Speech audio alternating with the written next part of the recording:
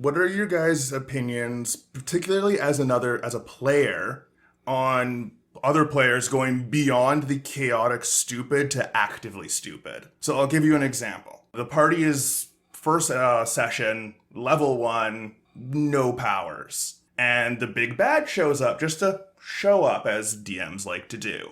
And one of the players decides to attack the big bad, which is just chaotic stupid, sure. Another one decides to follow it through its magic portal. That's beyond the level of just being, oh, I'm quirky and chaotic and I'm doing something dumb. I'm doing the thing that anyone in this situation would know is a bad idea, and I'm doing it. Honestly, in my opinion, that happens for one of two reasons.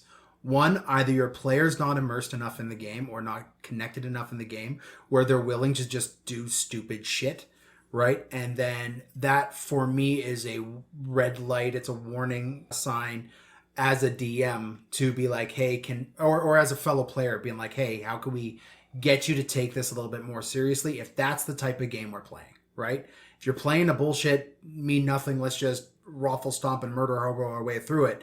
I mean, sure, do it. As a DM, I'm going to throw consequences at you for those actions. You jump in the portal after the big bad evil guy, congratulations, give me your character sheet, make a new character, you're now his thrall. And now you're going to have to fight your old guy and see what I can do with this as a DM, right? The other reason why a player would do that is more on the DM side of things, where if you are like me, too kind of a DM, players think they could get away with anything, right? And this is a game where you could do anything, but within reason, and it should be a lesson to DMs who, if that happens, try to mitigate it in some way, shape, or form, right? We could have whole episodes about that level of decision, but there needs to be some mitigation. The DM does need to take the reins at some point. I would just fucking kill him. Like, this is a no-brainer for me. Yeah. Let me tell you, in the last session, they're level 1. The last session that we ran on Sunday, I put level 1 characters in a giant open room with 4 active gelatinous cubes and 3 more coming. And the puzzle here was to save as many NPCs as possible, because you guys were scoring a shit ton of them, and get up the ropes and out of the room. By the way, the gelatinous cubes can meld together and stack. I'd given all of this information to the party when Dave decided to run at one of them for the first time ever and attack it with his rusty great axe. Yeah. And I looked at him, he ran forward, and he hadn't gotten there yet because he used his whole movement. It was a big room. He ran forward. I said, are you sure? You understand? So I repainted the picture. He said, yeah, well, my character's a hero. He would do that. All right. We're beyond chaotic stupid at this point. And so then I said, I would fine. Dan saw this happening and said, I will go rescue him, and ran forward with a bard. And I said, okay, all right. And then Dave got up and he attacked it on the next turn. And I went, this thing is going to kill him. It will kill him the next time initiative comes around. It's just going to literally walk over him. And that is when Dan showed up and rescued his ass with a minor illusion. There was a minor illusion cantrip, so it's making a shit ton of noise and screaming from the corner. And so it went in that direction. And you Dave gave it like a 50-50 chance to either hit Dave or go in that direction. Yeah, I rolled a die, and it landed like... I noticed you rolled a die and then sigh with relief, and I'm like, okay, cool. Yeah, and Dave got an attack of opportunity, but this thing was committed, and it went in that direction. And then Dan and Dave sat there and talked about it for the next round of initiative. The two of them fucked off and got up the rope and away. Dave was about to lose 14 hit points from his barbarian in one movement phase. This was going to end poorly.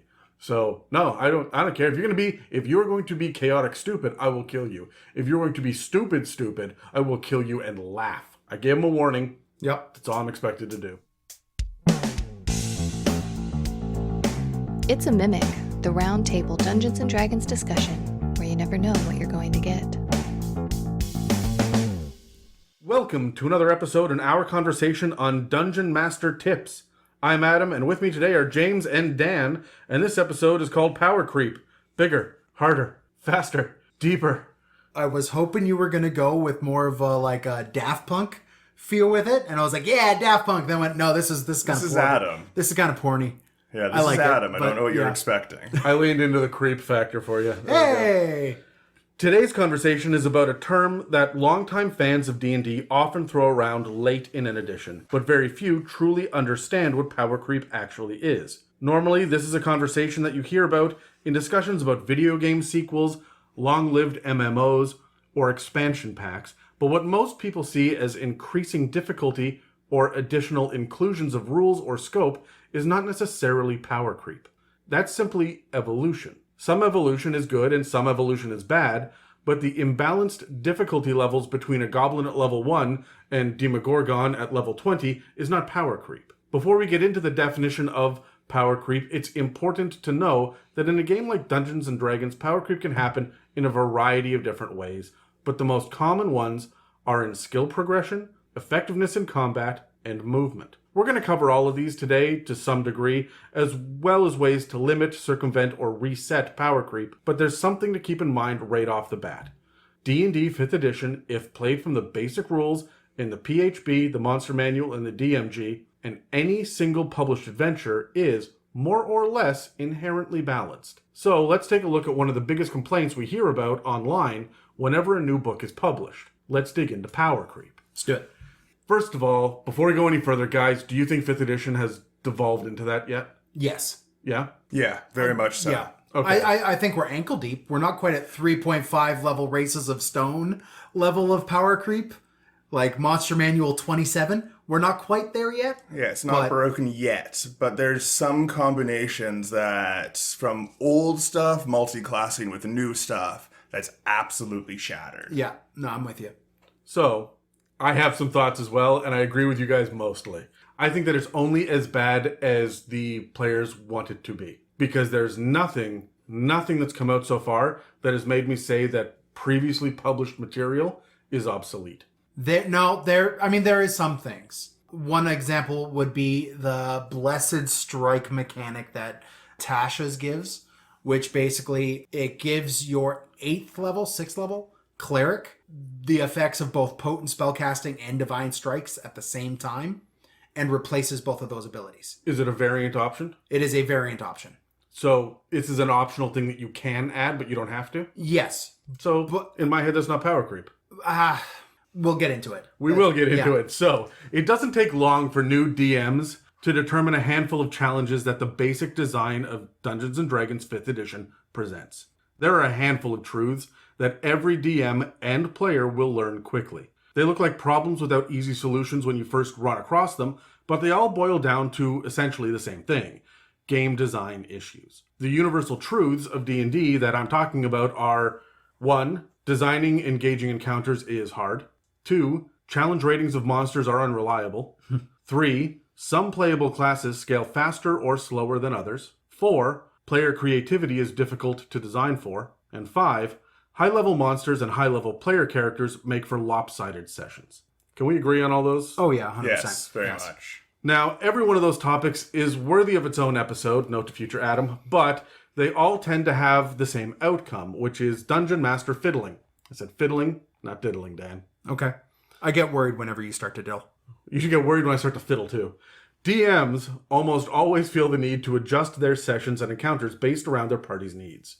But they don't adjust it once. They adjust it again and again and again because players are chaotic by nature, and the game is so multifaceted that it is nearly impossible to account for all things in all scenarios or to find a perfect rebalancing in a single answer. Now, I'm not just insulting players by calling them chaotic, so here's a good example of what I mean. Let's say that Dan, Hey, wait a minute. as a DM, notices that Terry's level 3 Clockwork Soul Sorcerer is operating without a spellcasting focus.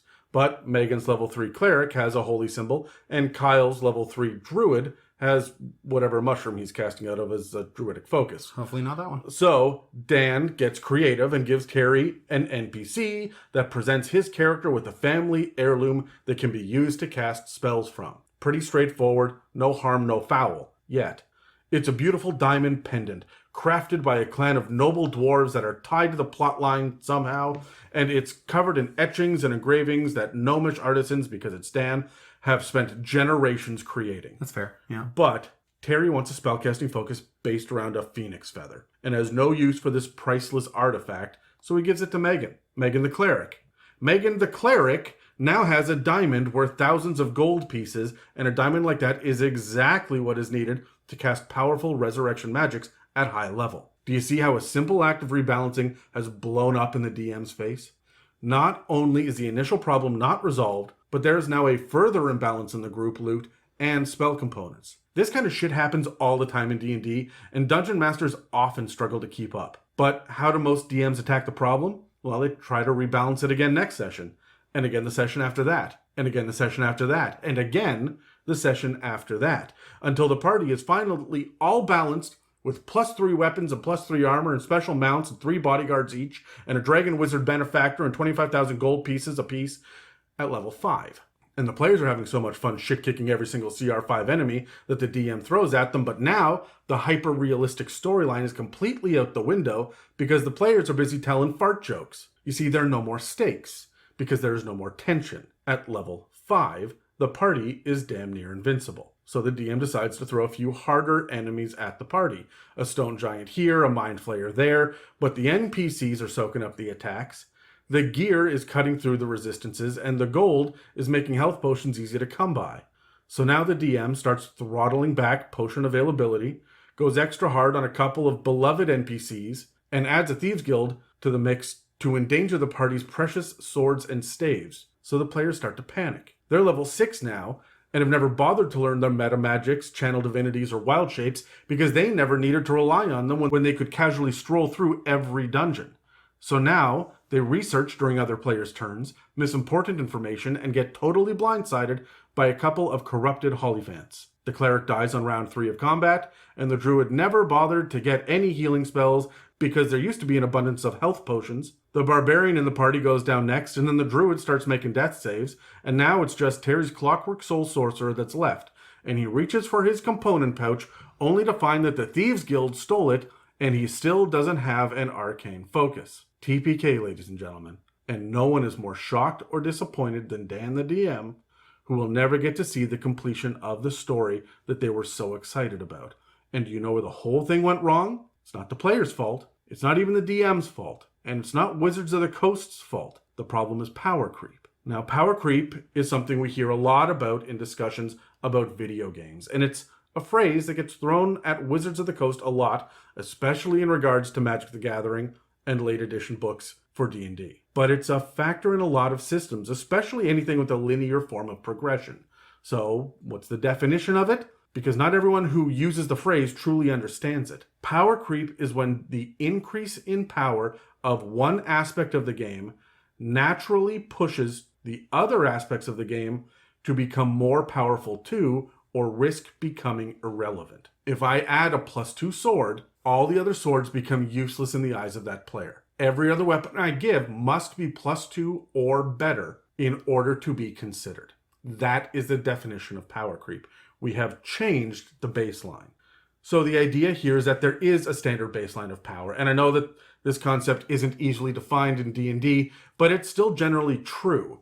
We all know what a level 1 party looks like, and we all have a general idea of how many kobolds is too many kobolds to fight. Because there are so many moving parts of D&D, generalized balance becomes more of a gut instinct or general idea and less of a codified system. But if you play enough D&D, and it doesn't take long, you start to understand that there is a vague set of power standards. Otherwise, why does everyone tend to skip or speed through levels 1 and 2? We all instinctively know it's because you might as well be wearing a red shirt in a Star Trek show. It's far too deadly at low level, and we know that the power isn't there yet. So we're trying to become more powerful. And so now that we agree that there is a simple set of power standards, I'm just going to refer to it as the baseline power. But the baseline should generally increase over time. Maybe it's not always linear, and maybe it's not always at the same pace as the other classes and subclasses, but the trajectory of a player character's baseline power from levels 1 to 20 should look generally the same for all characters. Now, this is usually where the debate comes into play about clerics and wizards versus other spellcasters, or marshals versus spellcasters in general, or capstone abilities, multi-classing, power gaming, min-maxing, and optimizing. But for a second here, let's pretend that there is a basic common curve upwards in baseline power as far as game design goes. This is what most game progression design strives for. But let's assume that the game is popular. And so the company in question decides to release additional content because they're a company, they need more money. Maybe it's DLC for an Xbox game, an expansion for World of Warcraft, or another source book for Pathfinder. It all has to be backward compatible with the original product, but it has to be flashier than just new skins, new lore, or new maps. We as consumers want new experiences too. That means new items, new enemies, new powers, and new characters. And we want to keep feeling powerful. So the company, whether or not it's Blizzard, Paizo, or Nintendo, decides they're going to entice the players to re-up their personal investment in the product by providing newer and more powerful experiences. So, the new Pokemon, character class, or chain flail is more powerful than everything else. So what do the players do? Well, they fucking use it, because it's more powerful than everything else. And it becomes the new standard, and it becomes a new baseline. And now everything that came before the secondary release becomes less desirable and is used less often. It becomes obsolete, and a new, more powerful baseline is established. But these newer, more powerful options have made the game easier. Now the fan base finds itself just grinding for XP, or to complete a whole set, or whatever the goal is. It's not a game anymore, it's a time sink, or worse yet, it's a money sink. Or both. So the next update is new maps with harder enemies. And after that novelty wears off, the vocal minority of the players becomes frustrated and starts complaining, and so the third update has even more powerful options.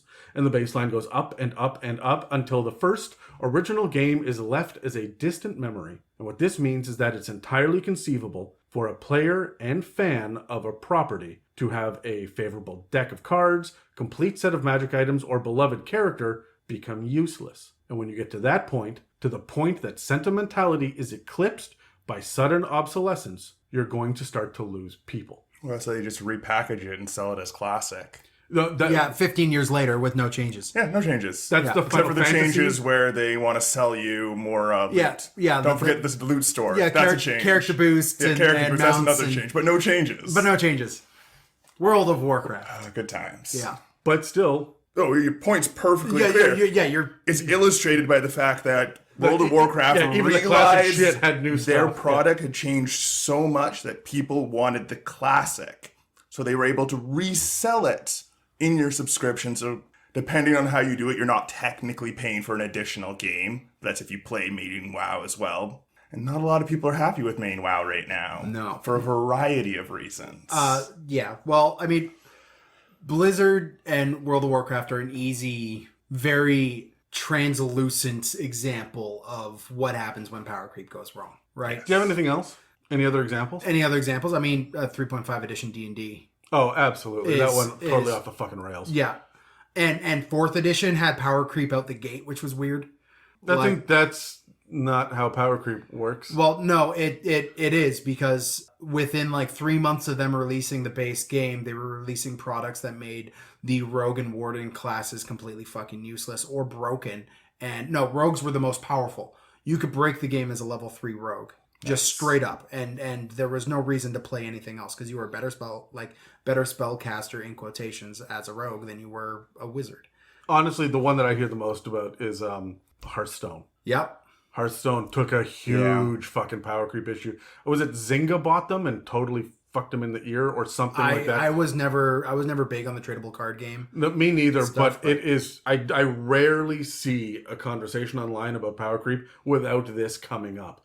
Because at one point, I think it was right after they got bought, the game was suddenly telling everybody everything that you own before now is garbage, buy the new stuff only. Because it will trounce your shit. Mm-hmm. That's fucking huge. And that's why I say these options, these Tasha variants, I don't count that as power creep. If you're going to unlock that shit for everyone at the table, all of your players are just playing on easy mode, right? But it's not necessary. No, you're right, yeah. And so that's also why I think that while the Tasha's subclasses are better now than Purple Dragon Knight and most of the shit in Skag was when that came out, because nobody plays a Battle Rager. But nobody played that when it came out, so it's not like it became obsolete. It was just shit from day one. Yeah. So, poor product, not power creep. So, I want to get into, for example, the definition of power imbalances, what it is, what it isn't. Okay. So, a power imbalance is that we're used to seeing. First of all, the one that I see the most in D&D is the attention to pillars, is the attention that the pillars receive from the designers and the players. That is a power imbalance. Combat, first and foremost. Yeah. And then it was exploration second, but it was boring as fuck. The rules are in the DMG, and they're not bad rules. They're just not as flashy as combat. Yeah. And then Critical Role came out and made role-playing pillar number 2. Because I don't know. I mean, Dan, you remember role playing in 3.5 and 4th edition was just an excuse for you to say, well, that's what my character would do. Yeah. And that was it. There was no actual characterization involved. And there have been people who have resisted the change. Let's put it nicely. Yes. Yeah. A vocal group. Yeah. Well, I mean, Dave has started playing with our Sunday group, which is a fairly role play heavy group. It is, yeah. Right. And I was sitting down and talking to him about it because, you know, we have this shared backstory. We're getting together to kind of build this character. Dave is so used to that 3.5 tactics heavy game. I mean, they were playing 3.5 up, and you guys were playing 3.5 up till like a year ago, right? No, we were doing 5e. Over a year ago? I never did 3.5 with Oh, Dave Dave. Dave remember, has been doing 3.5. Dave's up to been a doing year ago. 3.5 for a while, and like I remember, I thought you were part of his group. No, I wasn't. I remember I had a stack of 3.5 books that were just collecting dust in this room, and I'm like, "Hey, Dave, do you want to use them because you still have this thing?" He's like, "Yes," and then within 3 months, he was in 5th edition. Yeah. But like, Sidebar, I've stolen those books and I'm using them now to do homebrew shit in 5th edition. Yay. And you guys are fucked. No, but that's a big imbalance that we have is combat, right? And that's one of the reasons that all of these, minor magical items that are there that have come out and whatnot that have nothing to do with combat are relatively ignored. All of your overland travel rules, how much does it cost to buy a cart? Do you know off the top of your head? no. How much does it cost to buy a health I potion? think it's 50 gold for I think a it's card. 50 gold for a cart, yeah. How much is it for a health potion? Level of health potion. Yeah. Yes, A okay. baseline health potion is 25 gold. Yeah, but you know that because that has a direct impact upon combat. You don't have to stop and scratch your brain about that shit, right? You know inherently exactly what the breakdown of a finesse weapon or a light weapon is. But now let's talk about containers. Tell me, how much room is there inside a bag of holding? 50 liters. It's a You can 5 hold by up to 5 by 500. 5 foot square. Just because it's come up in my games recently, do I know this? I will add that caveat. But yeah, a bag of holding is not nearly as big as everybody No. seems to think. Like, you're not putting the 20-foot statue in the No. bag of holding, folks. Like, I'm sorry. No. Or the corpse of the tiger, Yeah. Yeah. Or several corpses of tigers. which I have seen. Another major thing that is an imbalance at the table is the expected number of people in the party based on the game design. It's supposed to be 4 players at the same level. I thought 5th edition was 5. No, it isn't. Okay. That's just the addition number, Dan. I don't know where I saw it. I mean, it's always been 4 at one.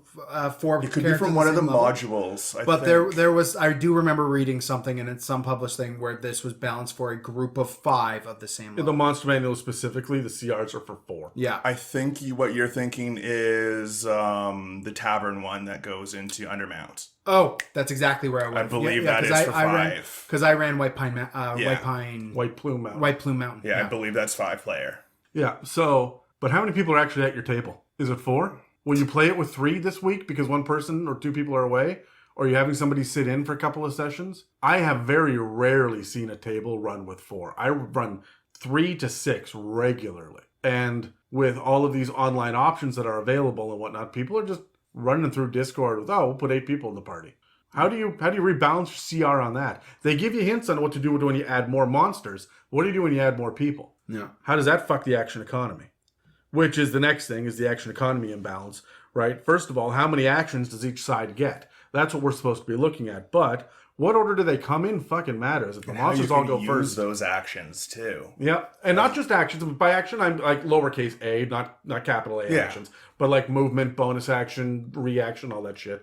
Because, I mean, a Merilith alone will fuck your world. Yep. And there's And only has- one of them. Yeah. And honestly, how often do characters limit other people's actions? Oh, you're grappled? You're paralyzed this round? You're stunned? Oh, those fucking monks. And how they like to throw the action economy out the goddamn window. All of these things are imbalances. And so when you start to add new features that affect all of these different aspects of the game, whether or not it is combat, well, you get a +2 thing in combat, but you get a +2 to your persuasion skill. They're both +2 items. What's the problem? Well, One is farm. Well, Depending again, on the game for that one. again, this I think this is kind of the point you're getting toward here, Adam. Yep. But like, depending on the table you play, having a +2 survival item versus a +2 history item versus a +2 weapon, right? Like, which are you as a player going to want? You're going to want the weapon every time. Doesn't even matter if you're in a more socially bent game, right? Like, if you're playing basically L5R, which is that game that Megan plays a lot, Legend of the Five Rings, which is like a samurai political intrigue, pure social. If you're getting in a fight, you fucked it up somehow level of game. If you're playing that kind of D&D game, you're still going to choose that +2 weapon, right? Because it's D&D. Because you will fight 4 times this session. Yeah. Right? It's just going to happen. So the other one that I want to mention is movement and speeds. And I don't just mean the monk goes an extra 10 feet because fuck you, I'm a monk. I mean, that motherfucker has a burrow speed. You guys are screwed. My favorite thing in the world is a burrow speed. Because what do you do as a player? Well, you can't wait. You wait. You hold an action and look at the ground between your feet and go, Yeah. okay, oh God, right? And that's it. Yeah. And when it's your initiative turn, you run towards the nearest raised platform and then stop. You don't dash because you're looking at the ground and holding your action again. Yeah. Right. Burrow speed destroys the action economy. Flying does to a lesser degree because anybody that's a barbarian is not going to be a part of this conversation. Yeah, so everyone but the barbarian doesn't have to worry about flying. The fighter's going over to the cleric and be like, "Do you really need the bow? Like, really, do you?" And of course you got swim speed, and everything swimming is different and weird, right? Well, the second you bring the third dimension in either case, you start getting weird. Well, but even difficult terrain Yep. is going to screw up your action economy because you're going to have people that can only move 25 feet around that are now only moving, what, 7.5 or something? 7.5, which if you're playing on a grade is 5. So everybody that moves 30 is moving 15, but your dwarf is moving 5. That hurts. Yeah. That hurts. That cleric, your dwarven cleric, is out of combat, speaking from experience, 9 times out of 10. Which is okay. You want the cleric to show up afterwards and touch Our everybody, cleric but- keeps on like botching on initiative rolls, and Adam's like, "It's okay. That's where you want to be." Yeah. It's like, yeah, that's fair. And then, of course, there's the damage types and the immunities, resistances, and vulnerabilities. Now, we've done a Dragonborn episode not long ago. Mm-hmm. Did you dive into those? Oh yeah. It's crazy imbalanced, hey? How everything is fire and poison resistant. Yeah. Yeah. And like barely anything is what was it, lightning or thunder resistant? Thunder, force, psychic are just like, whatever you want. Do your thing. It's okay. Yep. Right? Then again, not a lot of players have especially psychic damage. Yeah. It's kind of No. You go to Tasha's and almost everything As I has was- a yes, source. all the new stuff has psychic damage, Yeah. but anything much older than Tasha's, you're lucky to see it. But I wonder if that was a response to Eberron, because half of the monsters in Eberron were doing psychic damage. Possibly. Probably. I think it's a little bit of them bringing that back in. I mean, veterans of Dungeons and Dragons will look at the time when a edition brings psionics into the game is usually when the game starts hitting its swan song stage. And that's when the power creep is crazy, because you have a brand new mechanic, a new way of doing damage. Not just a new damage type, but you have different dice with different abilities to roll when it's psionics, traditionally. 5th edition has thrown that shit out the window and just said, nope, it's a kind of damage. Psychic damage. You're cool. Don't worry.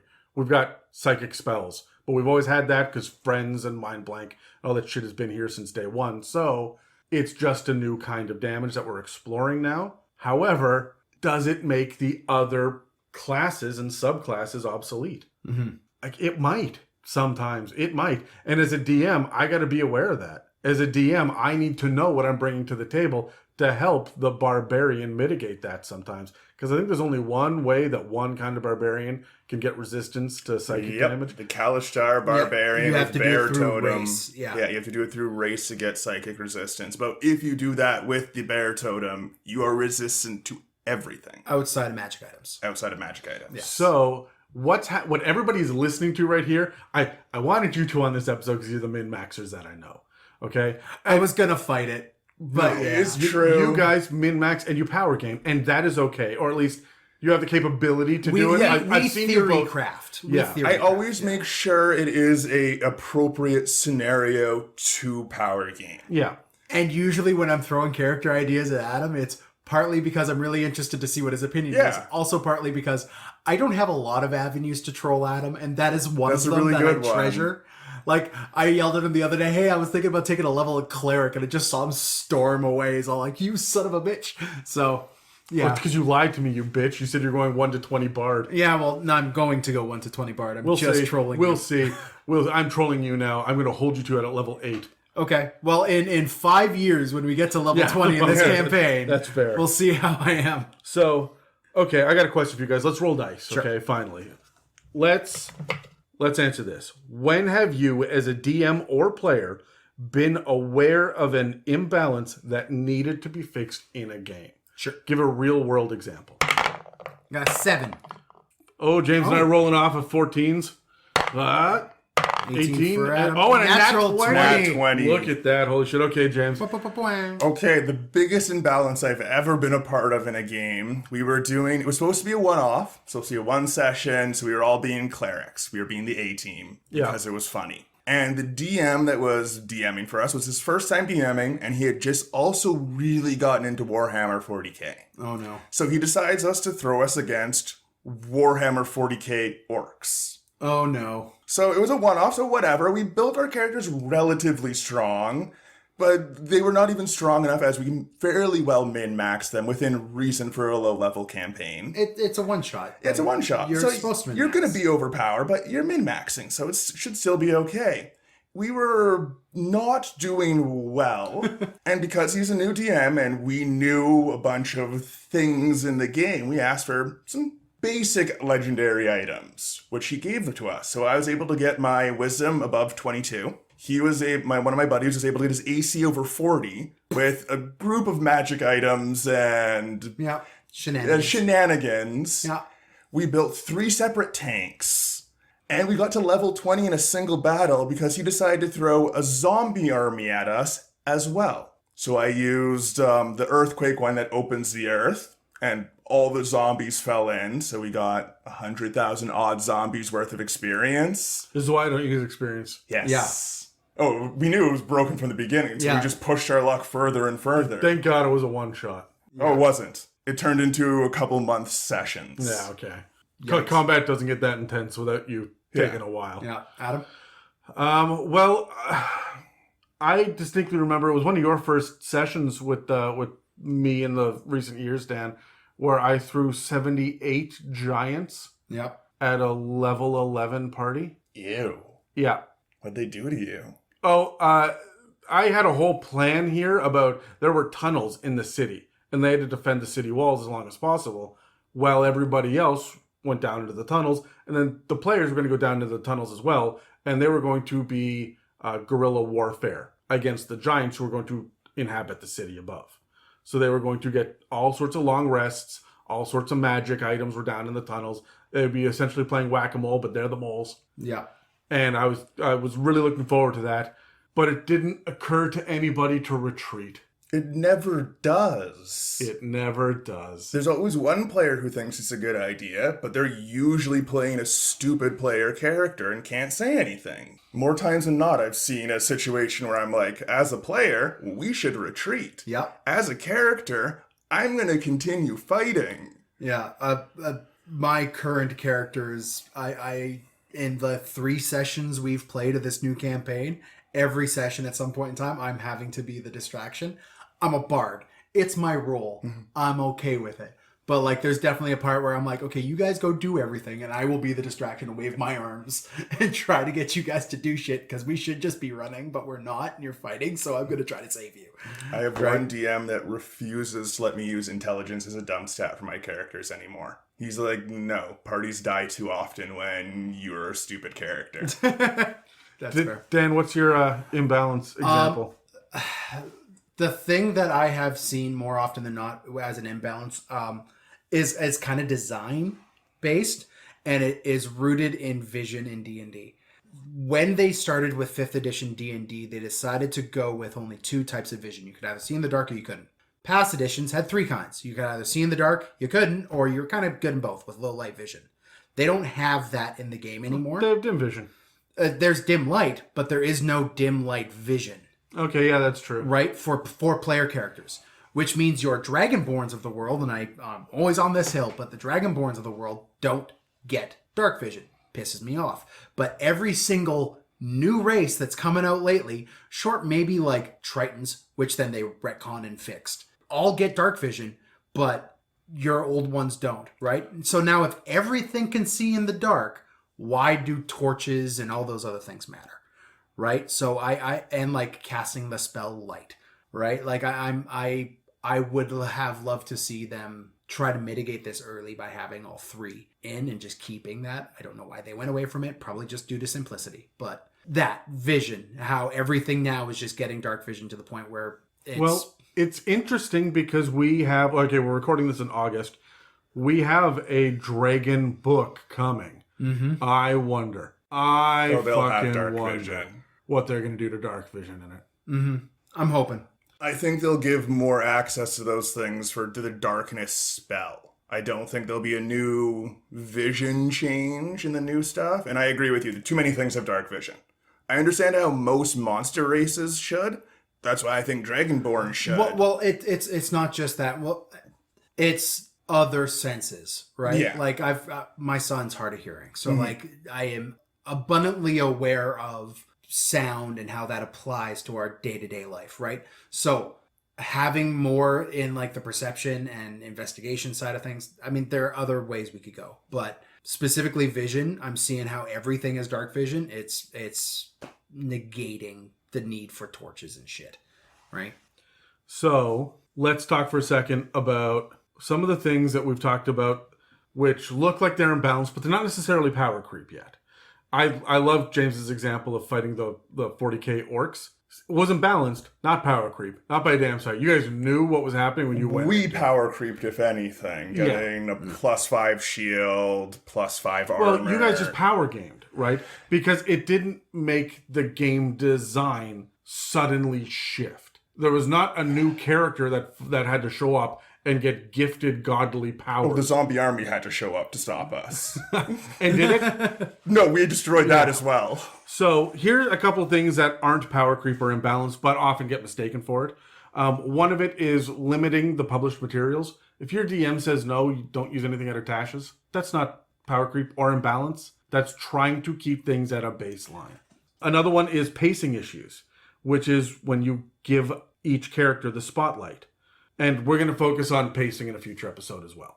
Another one is tweaking stat blocks, right? People feel like this is an imbalance. You're doing power creep, but you are just reskinning or retweaking. And the last one, of course, is unfair plot moments where that NPC did not get a death save when normally they do, or the big bad evil guy does get death saves, but no other monster ever has. Does that feel unfair? When you come back from your successful raid of the dungeon to find your bar that you bought burned down and there was nothing you could do about it, that's not power creep. And that's not imbalanced. That might not even be bad storytelling if there is a reason for it and some consistency in the world. The consequence for the player's actions. Yeah, or they're players, they've done something. Freaking plot hooks so they can undo it later, right? Yeah. So let's grab our dice and roll initiative again because I want to. I've grabbed this one, Dan. You can't have it again. And I've got some questions. So let's roll. 4. Nat 20. 7. All right, Dan first. How do you feel about limiting officially published materials? I'm incredibly open to, as long as it is officially published, you could have it at my table. However, I am definitely one of those people who is new to that train of thought. I have always just gone, just core guys, because... And it's not out of a fear of power creep. It's out of a laziness to not want to learn what the new powers are, right? So, like, even still on the game that I'm running, I get a player who is playing a Swarmlord Ranger. And every single session, they come up with this new thing that they pulled out of Tasha's that surprises the hell out of me. Like, their Ranger getting Druid craft. And I'm like, how the fuck do you have Druid cantrips? Oh, you could do that through Tasha's now. Okay, cool. Right? But like it's stuff like that keeps on popping up. And that group is teaching me to be more open to it because it's not power creep. It's just different avenues for the game to evolve.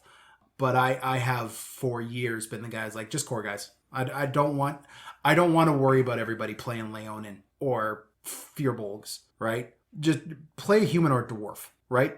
But What about you? For the most part, I'm fine with anything, unless story reasons. Yeah, look, that's a good point. No gnomes, because we had a blood plague go through, Yeah. right, in my world. No You're- Kenku either for that if reason. you're in Ravnica, no one can play a dwarf. Like sorry. the next game I run, I'm 100% knocking out Tabaxi. Just because everyone loves playing Tabaxi. That's because they're broken as shit. Yes, they're super broken. Yeah. Especially as a Tabaxi rogue or a Tabaxi monk. Yeah. Are you cutting them out because everybody else loves them and you want to see a variety at the table? Or are you cutting them out because who wants to DM against that shit? I'm cutting out of spite. Yeah, okay. Yeah. Well, Neither of the two. I'll DM against it, and everyone can play it, but I would rather just them not. Tabaxi are an example of power creep. For sure they are. Right? You think so? Oh yes. Yes. You They're can double racial your movement speed every turn. every turn. And that's double your movement speed. So if you are a monk that has gotten your movement up to 45 plus a round, now you have, 90 plus your bonus action to dash on top of your Yeah. free action to double your movement speed. Yeah. I like Tabaxi. I like their presence in the game. I just think that there needed to be a limitation on that ability of theirs. It shouldn't be a Yeah, that ability should have had Unmitigated. you had to either stop dead, like you don't get a movement round the next round. So you can triple your movement essentially for one run, But then but you- after that you when have you- to stand still for one whole round. But you see, I don't consider that power creep. I consider that poor game design.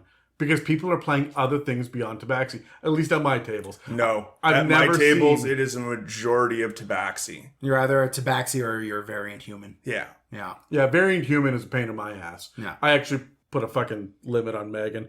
I called her out about playing a blonde heroic freaking With a 4-letter K name. with the 4-letter K name. Yeah, Every variant time. human. Is it Cora? Is it Kira? Is it her new character's Kaya, but it was with Q, so it's different. Oh, Good job, good Megan. job. Yeah, we'll break her yet.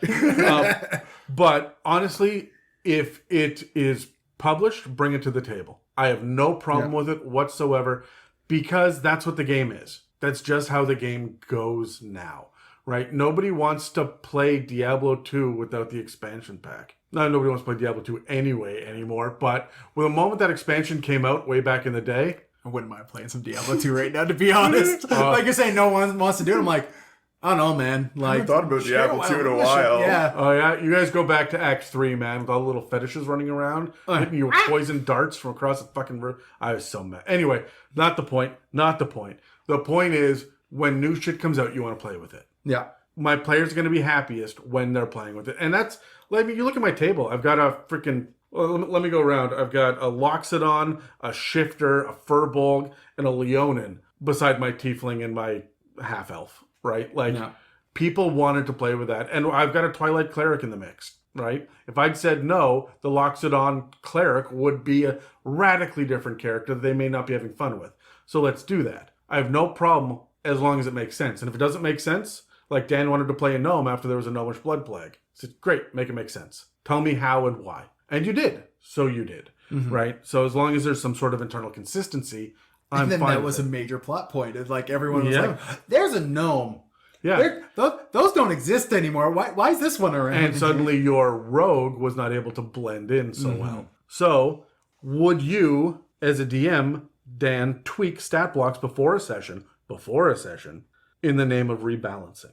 on play for players or for monsters? No, for monsters to fight. As a DM, are you retweaking the stats and abilities of a monster before the session starts? 100. Well, I'm Literally 100% for you. I don't know why I asked. That is what you do. 100% of the time, right? Like, Have you ever cracked a monster manual? yes, When? all the time. When? Literally last week. When he's looking to upscale to the tribe. No, I've got a young blue dragon that my party is interacting heavily with right now. So like I need it for that. They fought a bunch of lizard folk. Needed it for that. I run it, but like I do take a little bit of creative justice with it. Not creative justice. That's Creative wrong. license. License. Creative That's license. the Yeah. word, right? So like if I think that my lizard folk should have a spit attack because hey, that would be fun. Yeah, I'm giving them a fucking spit attack. I don't give a shit, right? Even if it's before a session, like yeah, I will. 100% I will, right? James, would you retweak monsters? I would add more monsters into the mix. of different varieties. So let's say they're fighting, as you said, lizard folk. Well, I would add in some enslaved kobolds with them. So something, or enslaved goblins, like something else that is much lower that the party more than likely can take care of. But Throw it's a just single giant crocodile in the mix. yeah, stuff like that, just to make it a bit harder. And I'd make especially in that scenario, the monsters a bit more intelligent. Whether I tweak their stat or not, but they have these essentially pets they control. Yeah. So they would know what to do with them. It wouldn't be them just running around doing their own thing. Be like, oh, the sorcerer at the very back, attack him. And when he's down, attack him again. One of my favorite quotes from World of Warcraft is one of the mobs in Upper Blackrock Spire. Since you play World of Warcraft, I could be a nerd about it. Would always say, as part of his like combat dialogue, kill the one in the dress, because the priests and the mages were always the ones that were either doing the most damage or doing all the healing, and they wore cloth, which were always dresses. Yep. So, Yeah, look, kill the one in the dress. that's how I run it. If I can be honest, I retweak. I look at how many combats that I have, and I look at how many players that I have. If I have 6 players, every 6th combat is going to have something radically different. So it will not operate the same way the monster manual says. But it might just be tactics. Or this one is aquatic now. Like, it could just be that level of difference. But I do mix it up semi-frequently. Otherwise, the only thing I play with is maximum hit points and strategy. But as we've said 1,000 times on this podcast, all you need is different terrain and some brand new combat. Yeah. So, Dan, how do you feel about using plot points to rebalance the game? Like, for example, having a Thieves Guild steal the overpowered magic belt in the middle of the night, despite every precaution that the player took. If the player is taking a bunch of precautions and being aware about it and in game telling me about all the plans, I'm not going to do it. Right? Just because I'm not just going to be like, all your stuff is pointless. All this plans you did was pointless. Like, I'm going to give them a chance to not have their stuff taken away. But I am not above using plot points to kind of help rebalance things. Right? I've done it before. I'll do it again. You kind of have to, in my opinion, as a DM. Right? If you've given an item where you have a hourglass, and whenever this thing is draining, they have advantage, or all social checks. We've had this item. All social checks just succeed. Well, then I'm going to do something along the line. If the players are being really smart with it, give it to them for a while, but eventually something will happen with that. It'll either fail or it'll break or something, right? Just because you've said this on the podcast, even like that item specifically Was fucking broken. it was broken and destroyed a pillar of the game. So you needed to do something about it. Yep. Right? And you did. So I get fast and loose with my magic items with my parties. I do. And my gold. And I've said, like, here's all the list I gave my party, and you're like, what level are they? And I'm like, 4. Like, why did you just give them +1 full plate at level 4? Hit him harder. It's me. Right? There are times where I then have to rebalance. And I will either use plot points or monsters to fix my issues. Because you don't want to see that power creep. Yeah. Right? And so you have to cut them off at the knees so that the original height again. And I will be the first to admit, usually it's just because I'm like, this would be really cool to see. And I'm like, oh, that was really cool, but way too powerful. I did not think this. Do you find it pisses off your players? Oh, 100%. I'm thankful you don't have Brad on this episode. Would you recommend that others do that, Dan? No. Okay. James? Well, no, okay, actually, I would recommend to do it, but do it wisely. Don't do it adversarially, right? There is a correct way to use plot points and monster tweaks to fix power creep issues, because it will just happen, right? It's very hard to avoid giving an item out, and the party's creativity in some way, shape, or form makes that an unbalanced item, right? That will happen. And as DMs, we need to support that, but there comes a point where we need to pull back the reins a bit, right? So do it wisely. Don't just be fast and loose with it. I'm on the same kind of train as Dan there for if the players are taking precautions, you're removing player agency if you just take their items. Like if they're laying inside the tiny hut with 2 alarms running around it from both of the casters, and yet things still get stolen, unless you're finding a way in and out of bags of holding, which is a new monster I actually saw posted online the other day that does that. The Bagman. Fascinating. But unless you're doing something like that, you're removing player agency. So there has to be another way to get rid of it, or hit them with higher, more powerful monsters. Or if they want, let them have that level. If you've got powerful enough items to consider you from your 9 to 10, cool, have your 10, but now 10 level monsters, 11 level monsters are coming for you. Make it that simple. Make harder things hunt for them because of these items. So instead of just stealing it in the night, you now have a minor army right up at your camp waiting for you to wake up saying, hand it over or fight. And that's what I do is I make it the player's choice to give it up, right? You have to sacrifice whatever the thing is in order to move on to the next thing to do, right? There has to be clearly the idea that we can go back to get our... Look, we chased that one goblin away from our camp, and he got away, and then we hunted him down, and it's fine, but we left all of our shit back there, and we can see the hobgoblins going through our shit, and there's 25 of them. Do we go back for our stuff and we know we're going to lose? Or do we try to go get some of it back later? Dan, you're going through this right now with your group. Yeah. You woke up at the beginning of level 1. I gave them all shopping lists. James, I'm funny like this. I gave them all shopping lists of things that they could buy, special magic items, unique things with plot hooks for their characters. They all sat down and hummed and hawed over it and chose 6 players, all really excited about it. Woke up at the beginning of session 1. You wake up, you don't know where you are, you've been knocked unconscious and all your shit's gone. And everyone was like, what? Yeah. 3 sessions later, we're operating with like rusty swords we found and like destroyed armor that we found. Sounds like an Adam campaign. But the quest is about to go Yeah. find the items, right? So I wanted there to be emotional investment. So there was a little bit of plot kerfuckery on that. I will 100% get in on that. But when it comes to magic items being too powerful, I just give charges. There are just a limited number of them. I don't give you a wand of cure wounds. I give you a wand of cure wounds with 2 charges left. And it is not rechargeable. There it is. Or you can recharge it, go nuts. But for everything that you put into that, it costs you a spell slot to do it. Mm-hmm. And then I'm just going to throw a bunch of shit at you every time you want to burn a bunch of spell slots, right? Those 6 to 8 encounters a day that they recommend, I live and die by that. I will mess with my players with that and burn through resources. Okay, so now comes the time in every single episode where we break to what we like to call a commercial, but it's really just us pimping our own shit, and it makes Dan very uncomfortable to have to eat shit like this when we ask you guys to do stuff for us.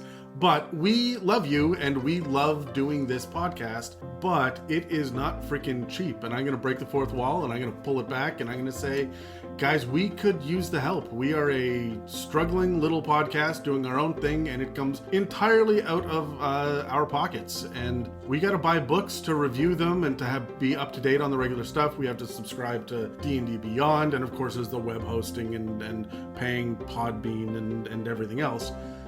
So we're asking, please, if you can find it in your hearts, to kick a little bit in our direction. We are doing everything in our power to release as many different shows and episodes as we can, but it takes a lot of time, a lot of energy, a lot of love, and a lot of money. And to be completely honest, we have the setup here that we've had for about 1.5 years now, and if we could all get better mics, this would be a better show.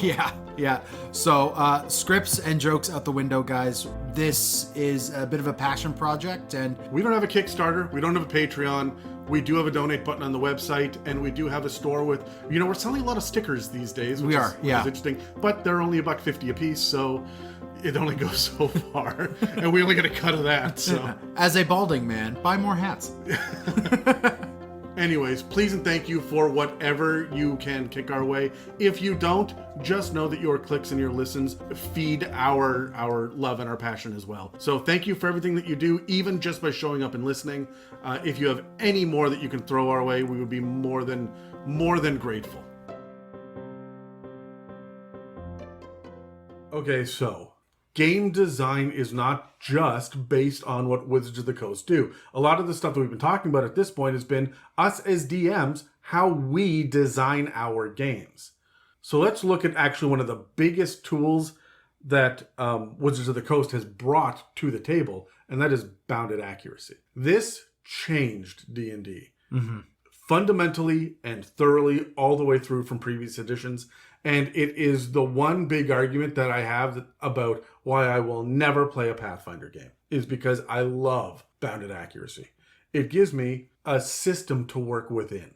Instead of just watching shit fly off the hook, I found in 3.5, I was fighting power creep every single encounter. So what is bounded accuracy? Well, it's the idea that there's flat math is basically what it comes down to.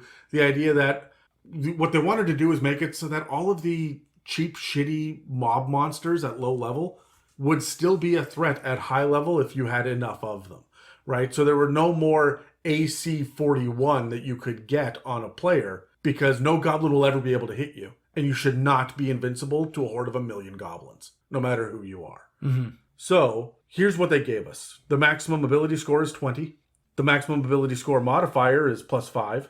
And the maximum proficiency bonus is +6. That means that when attacking, the highest number you can ever get is 30. That's +5 from your ability, +6 from your proficiency, and then 19 on the die. That's 5 + 6 is 11, +9, we got a +19, we get up to 30. A 20 is a crit, so it's going to work even if you don't meet the AC requirements. So it doesn't really count in this scenario. For combat, yeah. For combat. There are exceptions to these rules.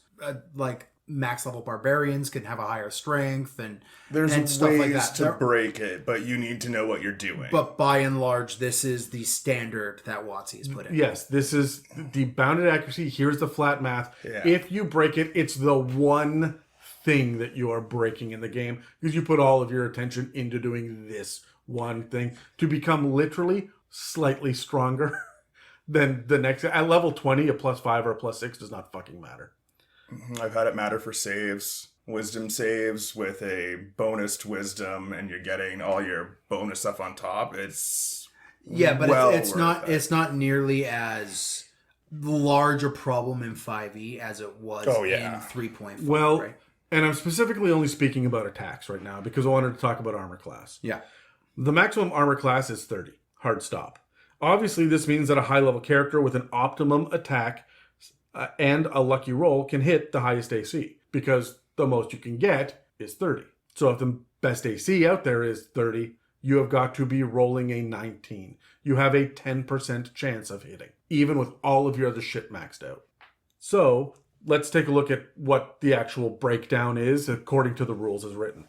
AC 5 is considered very easy and is reserved almost exclusively for hitting fungi. There's also a portrait in one of the modules and an ooze the size of a house with an AC of 5, and it just means you're not going to miss. Yeah. Right? Even with your +2 modifier at level 1, and you should not be attacking with less than a +2 in your modifier, your attack modifier, right? So even if you roll a 1, assuming you're not rolling with critical fails, you will hit. Mm-hmm. AC 10 is easy and is where most humanoids and beasts sit, naturally in and around 10. Most creatures with an AC of 10 are NPCs or creatures with a challenge rating of 0. AC 15 is medium difficulty. A level 1 character has a +2 proficiency modifier and probably has a +3 in their main attack stat. So they need to roll a 10 or higher. That's a 55% chance of success at level 1 to hit. But remember, just because you have a good chance to hit a dire troll at level 1 does not mean you should hit a dire troll at level 1. Dave. Just because he could hit the gelatinous cube with an AC of 6 does not mean he should have done that. Yeah. AC 20 is considered hard to land a blow against. Death Knights, Dragon Turtles, Demoliches, and Orcus himself all have an AC of 20. That means that you need to be level 10 and max out your main ability modifier in order to have the same chances to hit one of these guys as a level 1 character has to hit a giant crab or a bullywug. You see how this is keeping everything flat. Mm-hmm. Level 20 seems, or AC 20 seems low for Orcus, doesn't it? Very. The way that they counteract this in 5th edition is by giving shit tons of hit points. And by minimizing the damage output for most characters. It's also they have more resistances play more of an effect here as well. Oh, absolutely. There are other ways around it, but the math is flat. Even a goblin can get lucky enough to hit Orcus. Because in theory, I think about at Helm's Deep, there's the one elderly civilian who's holding the bow and he accidentally lets it fly and it murders a fucking orc warrior, an Uruk-hai, right there in front of him and it falls down dead. And that starts the battle. Well, yeah, man, a single arrow to the eye will do that sometime. Yeah. You're going to hit, right? Whether or not it will kill a demigod is another factor, but you'll hit. AC 25 is considered very hard to hit, and is reserved for only 3 creatures in 5th edition. Rak Tolkesh, which is the fiendish overlord and big bad evil guy in Eberron, Tiamat herself, and the motherfucking Tarask have an AC 25. And technically an AC of 30 is possible to achieve, but at this point we're talking about god tier creatures, so it's unlikely we'll ever see this. I mean, neither Tiamat nor Auriel have an AC this high, and they're literally gods, so I don't know what to tell you on that. Yeah. For players, you of course start with a base AC of 10, and the game is designed to have you max out around 20 by using full plate armor and a shield, unless you're getting up to some magical or heroic or min-maxing bullshit. Yeah. It's the guys who are like, I'm going to play that Warforged clerics, Yeah. +5 shield, but not armor. You can't have magic armor because you need the bonus from your Blessing of the Forge. Okay, so you just go adamantite plate. Yeah, you go armor, and then you adamant get the plate damage to get rest. rid of the crits. Then you have your +1 on the armor from your Blessing of the Forge. You have a +1 on yourself from the Blessing of like fire or something like that. So now let's look at bounded accuracy for skill checks and saves, because you were talking about that earlier, right? Now, when it comes to bounded accuracy for ability checks, the breakdown is roughly the same. 5 is very easy, 10 is easy, 15 is medium, so on and so forth. But then we run into the rogue, the bard, and magic. And suddenly, expertise, bardic inspiration, bless, and other additional numeric increases come into play. And you find yourself looking down the barrel of a level 1 rogue with an 18 in dex, +2 from her racial bonus, for an ability modifier of +5. Her proficiency modifier is +2, and she has expertise in stealth, so that's now a +4, and the modifier is a +9. The bard in the party dropped a d6 inspiration die on them. The cleric gave them a d4 bless, and now they're sneaking along with 3 lucky rolls that amount to a total of 39 for this stealth check, with no way to roll less than 10 at motherfucking first level. I think this literally happened this past week. It did. Yeah. Yeah. So, bounded accuracy is really meant for combat. Remember how the different pillars do not get the same weight of game design. Exploration and social roles give you the ability to get monster numbers one way or the other. Exploration, a lot of times, is when these saves come into play, or these mind control, wisdom, charisma saves that you hit as well. I bring this up simply to prove that bounded accuracy can easily be manipulated when it comes to skill checks. Yeah. And DMs should be aware of this, because you may find yourself in a situation where everything below a 12 is considered very easy, and you may feel the need to adjust the difficulty class of challenges in the book. But remember, that's a slippery slope that is going to lead to power creep, and it's going to hurt feelings. If someone decided that they wanted to get +9 into stealth at level 1, they built their character around that. They're not doing massive outputs of damage or learning a shit ton of spells or becoming super charismatic to be able to run social encounters. This is what they want to do. If you suddenly make that +9 act like a +3, you've cheated out a player. I feel like this is a session 0 conversation, though. It very much is. Because you need to decide if you're playing superheroes or barely surviving. Yeah. Because I've been in games where DMs haven't stated that, but the implied premise was superheroes. And 1 or 2 players built their characters as... Gods amongst men. Well, most of us built a Gods Amongst Men, which was the intended point of the game, but 2 or 3 people wanted to do their role-play heavy character. Oh, yeah. So they were complaining and bitching the whole time because they weren't able to do damage. They weren't as socially apt as everyone else. Yeah. Well, in session 0 that you didn't come to, we discussed, let's build our characters powerful. The game was built to fight powerful characters. So we spent a lot of resources keeping them alive. That's a major factor. It really is. Another one of the pieces of math, though, that I want to bring up is the idea of the advantage versus disadvantage mechanic that 5th Ed brought to tabletop gaming, as far as I'm aware. The fact that they call it advantage and disadvantage. Yeah. We actually see something very similar to that in Call of Cthulhu Yeah. as well, but this is so hard baked into the mechanics, as well as the powers that people have. And we've spoken before about how important it is, but it seems like such a strange mechanic to try and plan around as a DM. Especially because you don't know what bizarre fucking circumstances James is going to come up with this fucking session. So, rolling 2 dice and choosing either the higher or lower value makes the game faster, more streamlined, and easier to run. But I just want to state again that probability is complicated and breaking down math in an audio format is difficult. So we're just going to treat it like it's a +4 or a -4. Advantage gives you, generally speaking, with average rolls, a +4.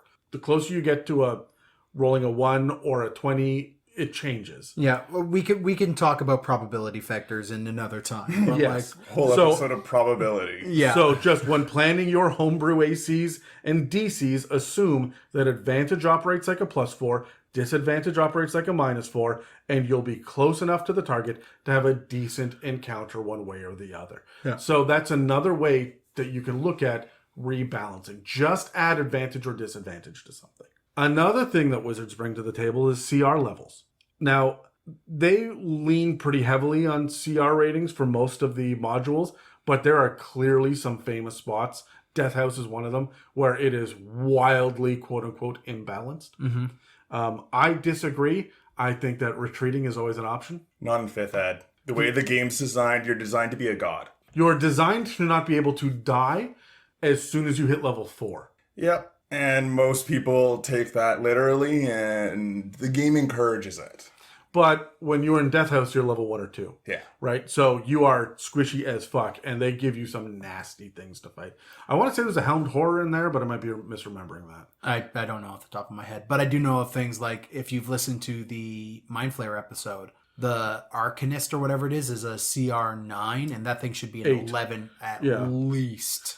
Yeah. So, anyway, for those of you that are not aware, you should be by now if you're listening to the podcast, the CR indicates what level an average adventuring party with no magic items should be in order to defeat the particular creature listed.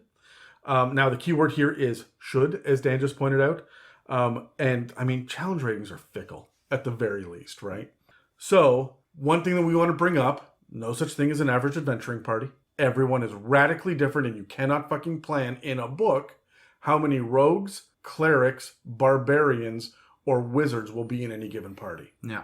Yeah. Curse of Strahd's a vastly different game if you're a party of 4 clerics compared to if you're a party of 4 fighters. 4 fighters. I feel Or 4 sorry for bards. Strahd if you're 4 clerics. Party of 4 bards walk into like deep, dark, oppressive Ravenloft. Another thing to remember is that environment and terrain can make or break an encounter. And should. And should. Frankly, it absolutely should. But this is going to mean that CR is very different. The dragon turtle, for example. How many times did we say in the aquatic episodes, if you are near water, this is 3 times harder than it says it is? Mm-hmm. Most design decisions are based around the idea that there is an adventuring day of 6 to 8 encounters. I mentioned this a few minutes ago, but there's no indication of how fresh or bedraggled a party may be when facing off against a monster. It's a fuck of a lot different to go up against a beholder for your first encounter of the day as opposed to your 8th. So one of the other things to keep in mind too is, do you guys ever look at Kobold Fight Club as a resource online? Yep. The idea is that you can kind of build your encounter and you can choose whether or not it's going to be easy, medium, hard, or deadly. Yep.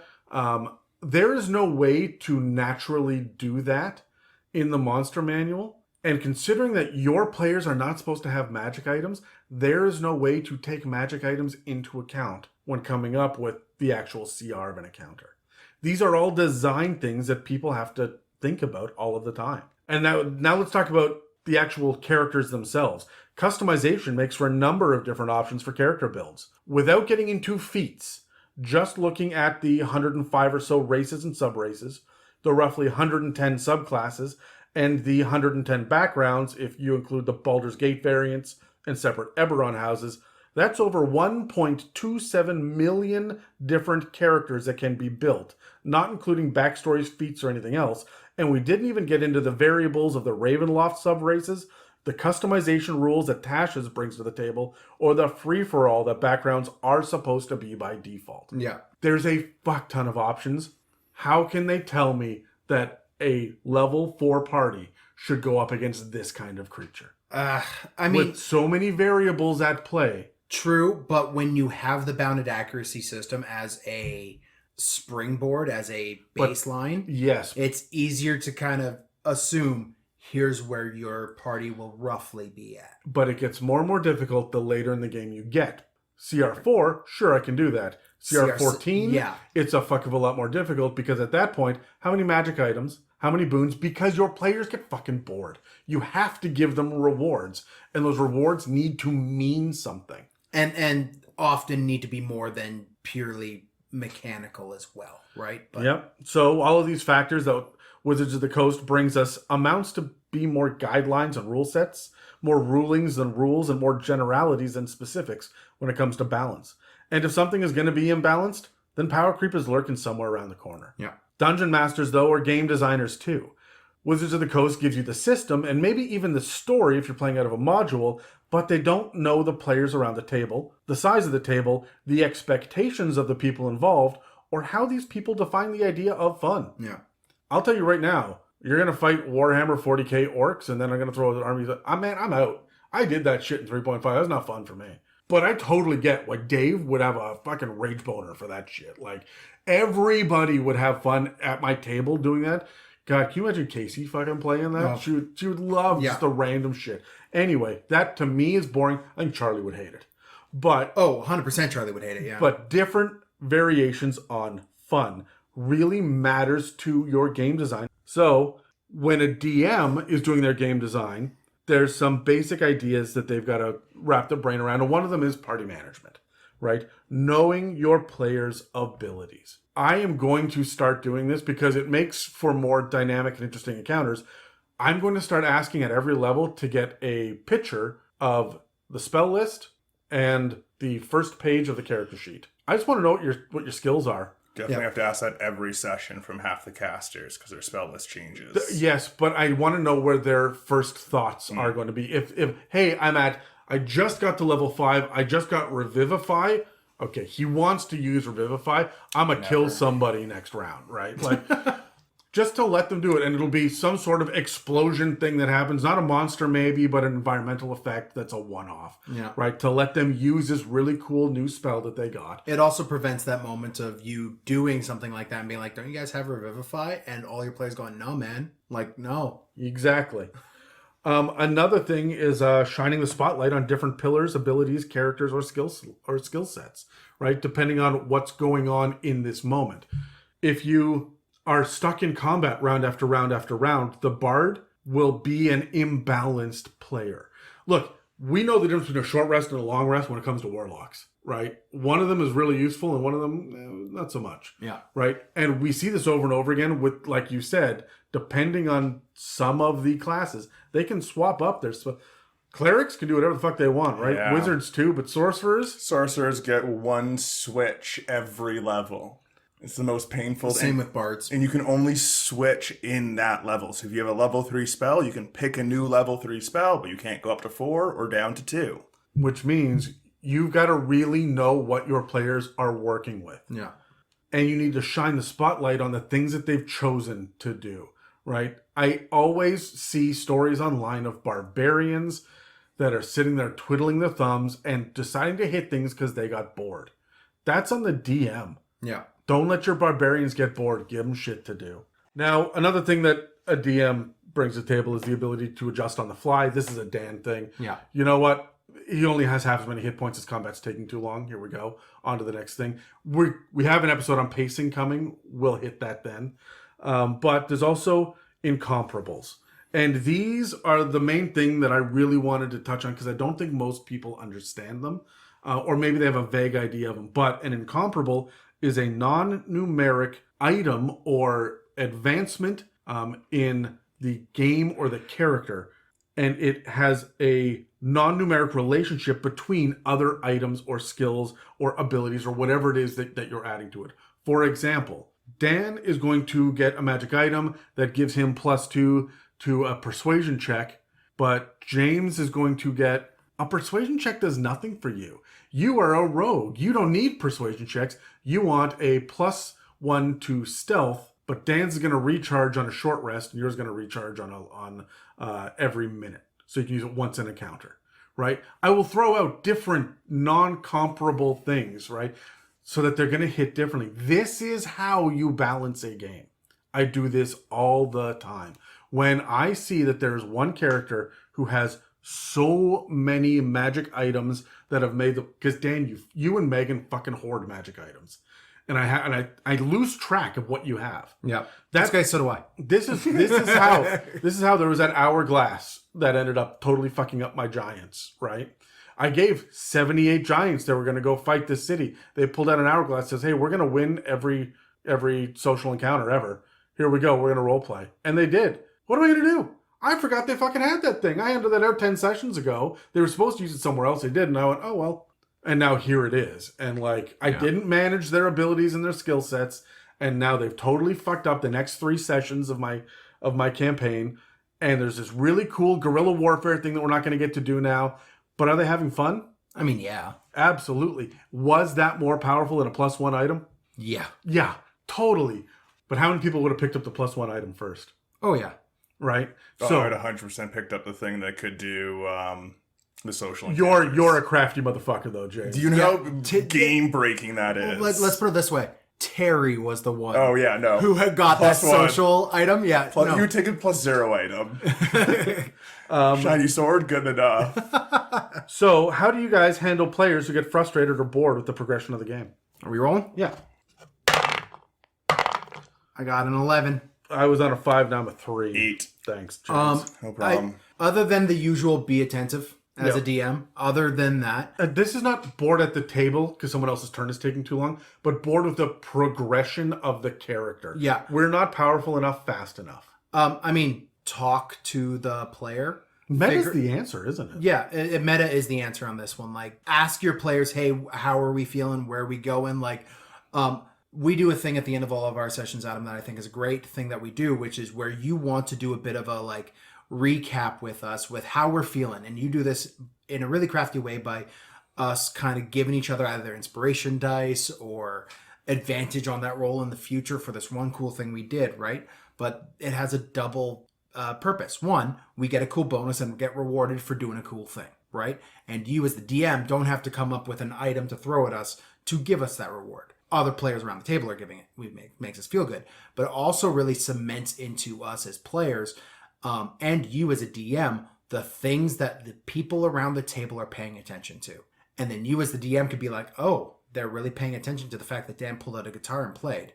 Okay, I now know how to, rework the campaign so that these things that they're paying attention to and are drawing out can be highlighted again, right? That's how I address this, is by doing a little, very small one-use inspiration or recap thing at the end of this session, and then paying attention. That's all you got to do. James? Yeah, very much on the pay attention and talk to your players.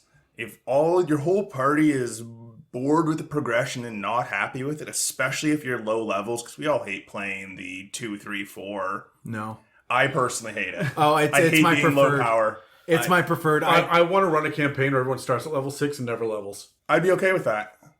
Yeah, and play for 6 years. Let's do it. Sounds like a I blast. could do that, but that's level 6. That's when you have some you of don't your want to do that at powers. level 3? or I couldn't do that level 3. once a year.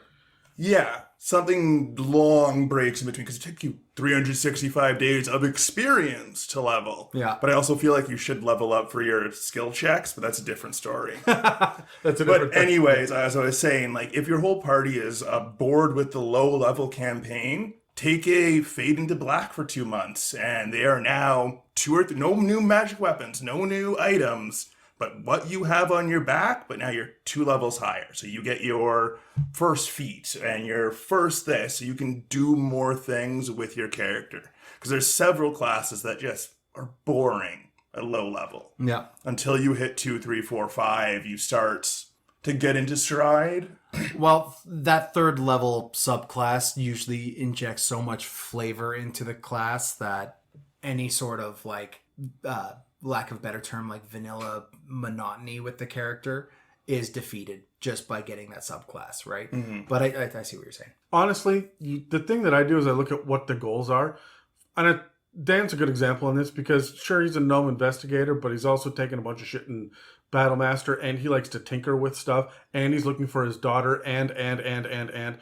because Dan gave me a rich backstory and has a well-rounded character, I can give him a bunch of different shit. He doesn't need to get a +1 item, ever. He just needs to be interested in the next thing. And I have a variety of different areas in order to give him more power here and there. My character, the one you were talking about, Lucky, his main weapon was a hand crossbow. I think all the way up until level 20, I never had anything better than a +1 hand crossbow, right? And like I got that +1 arming up to go fight the big bad evil guy at the end of the game. Like I was more than content just rocking my standard run-of-the-mill hand crossbow for the entirety of that 3-year campaign. And that works for some people. But for James, for example, I know that when you're running Kainon, you don't need to have a +3 item. You just need to have a moment where you can fuck with someone else to feel better than them, and another moment to light something on fire. Very much so. So that's it. Well, evil campaign. Yeah. Right? So, Yes. evil campaign. And everyone was totally on board. There was a social agreement that it was okay, and we all knew James. So it was to be expected. Hell yeah. Okay, Dan, how would you adjust, or rather, how often would you adjust hit points or difficulties in session to meet a player's current mood? All the time. Now, this is a double-edged sword, and I recently fought this one. All the time. I when I say pay attention, I'm also saying pay attention to the flow of combat and how it's going. When it comes to if they're blowing up your big bad evil guy before you get a chance to use the cool item or the cool ability at least once. If they're doing it in way too quick, then I'll boost hit points or I'll drop hit points, how that goes. I had a creature die and the player said some witty little like thing, like the little witty little thing to it that pissed me off as a DM. And I was like, no, I'm not letting you kill that character now. And that character was around for one more turn, and I didn't give them the kill because of the quip. That was a mistake. Don't do that. I'm sorry, Brad. So his character's named Thundar, and he went, "You've been Thundar struck." And I went, "Fuck you, that thing's around for Nope, another serves round." him right. Now, you see, I'm going to remember this when I don't reward you for jokes or puns at the table, Dan. People who listen to the podcast know I'm not the person who's throwing a lot of the puns out. No, you're the one taking the punishment. Yeah, usually. Yeah. James, do you adjust hit points or difficulties as a DM in session?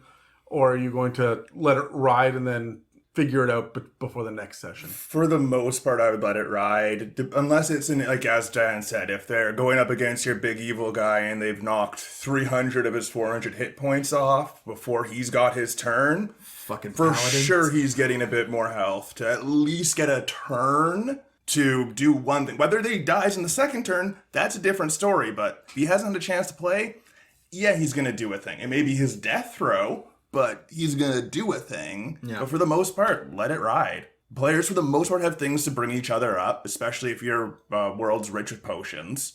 So death is really inconsequential in this world. So if one player goes down, 2 players go down, sure. If 3 players are going down or 4 against a horde of goblins, you fucked up as a DM at that point. Everyone's going to wake up in hell next week, and we're Yeah. going to continue that. Yeah. Well, you could easily do that too. Yeah. You fight their way out of hell. Ride it out. Yeah. I'm the same way. I'm going to rebalance in between. The only time that I will actually really fuck with hit points is when pacing becomes an issue.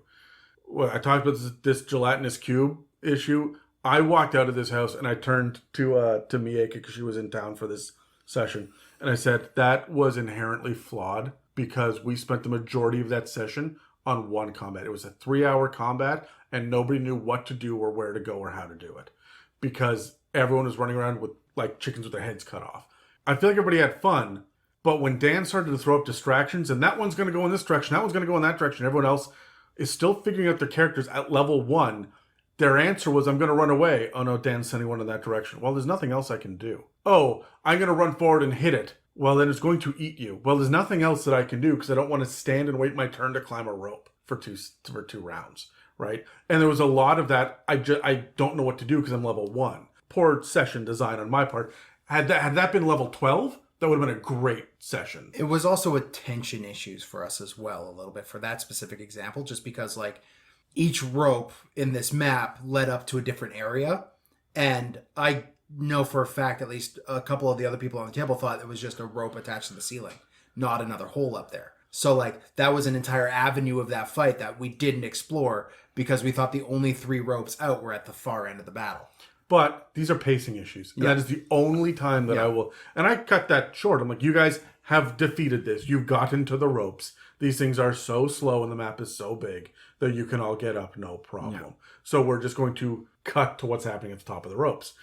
And that was fine. That is the only time that I will actually cut an encounter short. Other than that, I'm with James. Let it ride. You got yourself into this mess. You are creative enough as a DM to get yourself out of it. Terry accidentally, way back when he was a brand new DM, gave us the deck of many things. And not let us draw from it, but gave it to us. And we had one character who was struck blind by it, and then just kept flipping cards thinking that whatever happens should eventually undo the blindness. 7 cards later, Terry summoned a Baylor. Now, he looked it up on Google to see what's in the deck of many things, and he found a homebrew version of it, which dropped a Baylor on a level 6 party.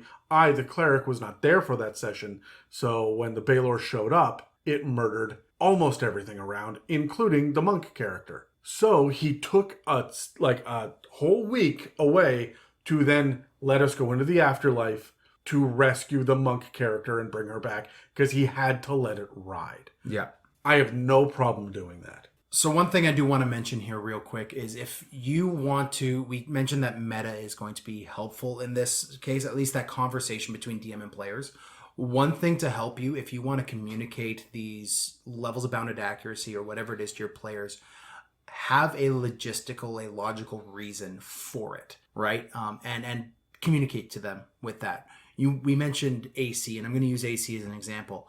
Depending on where that number of AC hits, a different thing stops the attack from working, right? If it's up to 10, it's armor. If it's then, 3 points or up to 15, you move it through dexterity, right? If it's up to 20, your shield or whatever it is, magical effect breaks the spell, right? Being able to use these base level designed into the game numerical mechanics as your guideline for description will really help you seem like a far better DM than you think you are. For example, if they've got an AC of 17, but they're carrying a shield, if they roll a 16 it hit the shield. It hit the shield, right? Yeah. But if it rolled a 14 or below, the shield was not a factor in this. Yeah, so it hit the armor or they dodged to the side, right? So it's stuff like that I would pull into, or just missed outright, right? I would encourage you when you're looking at these numbers as a DM, it may feel a bit overwhelming, even when you get into like social skill and skill DCs. If you have a reason why a 5 is easy on this check, here's why, right?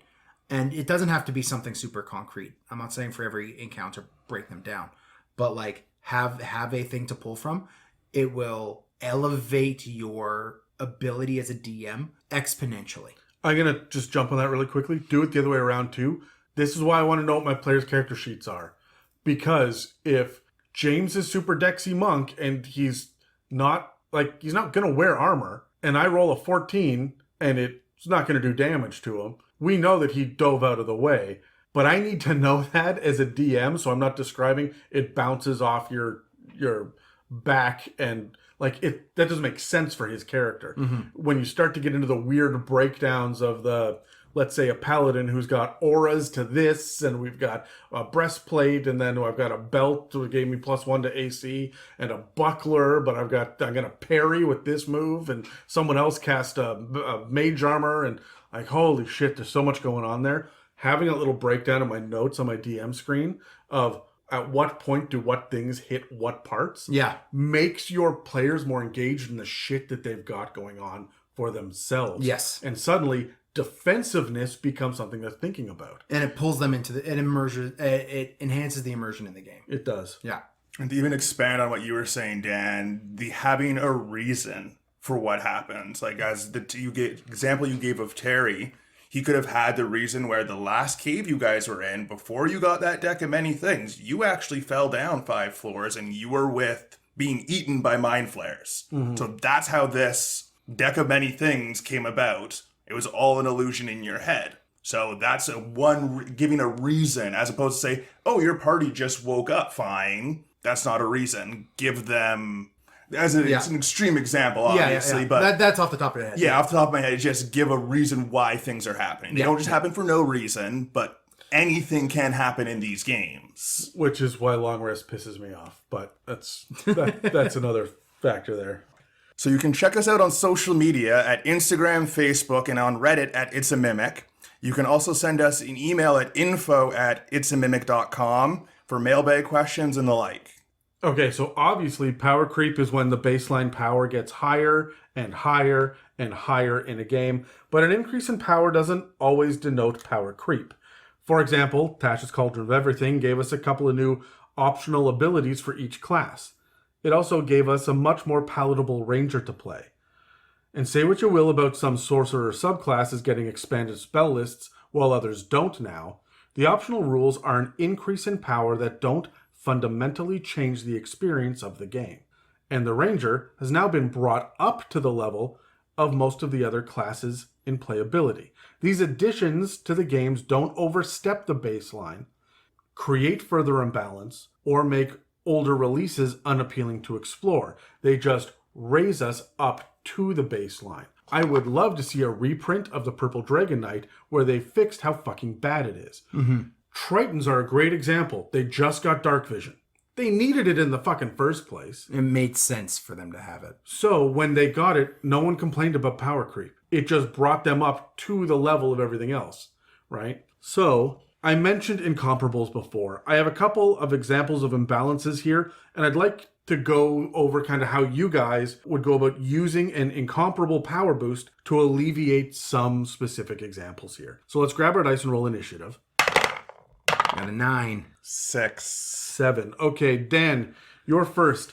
The monk is always getting ahead of the party and getting cut off. Instead of increasing the rest of the party's movement or limiting only the monk, how do you fix this? Oh, I have battle at two ends of the battlefield. Like I Every single battle? well, yes. I mean, sometimes no, because sometimes the monk wants to be the guy who gets ahead, right? So sure, let him play.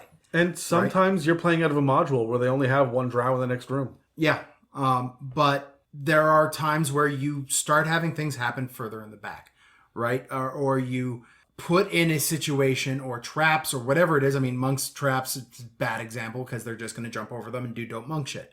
But putting things in to slow that monk down a little bit while still giving them the satisfaction of being that agile martial artist, that's how you get around that, right? You satisfy their need to be the nimble showman, but you also give the party a distraction long enough for them to catch up. How'd you handle it, James?